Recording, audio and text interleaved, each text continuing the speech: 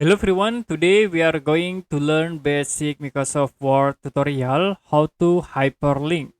If you want to create hyperlinks in Microsoft Word, you can select the words like I will select cut this word, right click and then you can go to link. Next, you can set the hyperlinks by using current folder, browse page or recent file. The other option you also can place document, create new documents or add the email address. So as example, I will use the existing file and I will use the web page.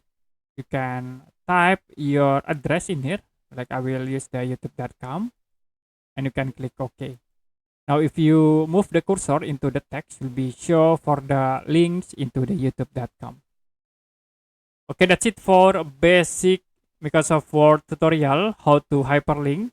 If you have any question about tutorial, you can comment below this video.